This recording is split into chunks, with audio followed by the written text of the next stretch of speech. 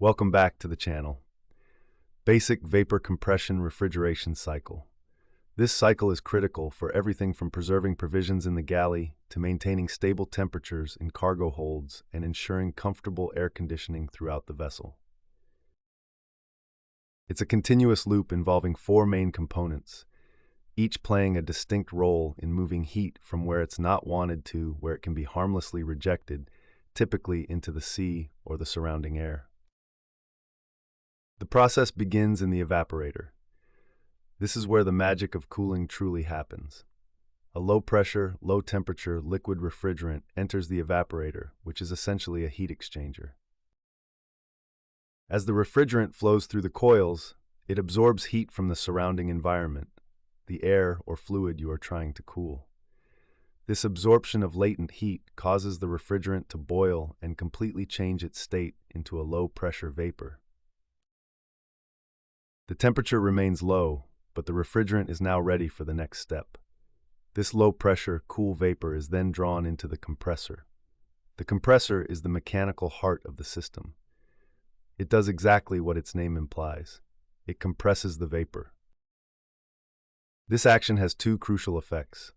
First, it raises the pressure of the refrigerant significantly. Second, this compression, following the laws of thermodynamics, dramatically increases the temperature of the vapor, making it a high-pressure, high-temperature gas.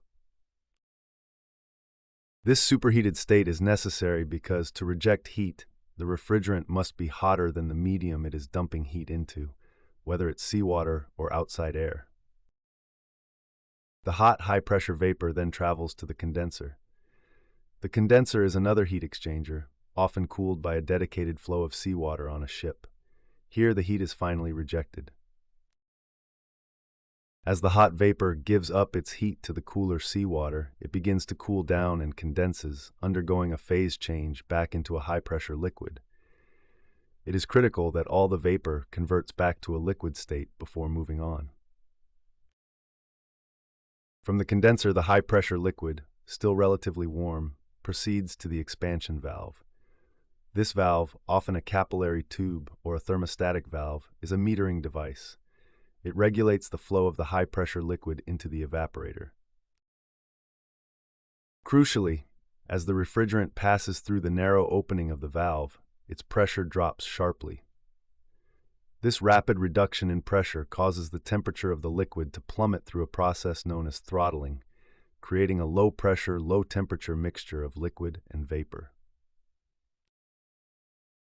This cold, low-pressure mixture is now perfectly poised to re-enter the evaporator, ready to absorb more heat and restart the continuous, energy-efficient loop of cooling.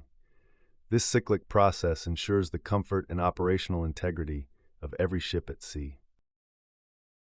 If you found this video helpful, please give us a thumbs up, hit the notification bell, comment, like, share, and subscribe for more insights. Thank you.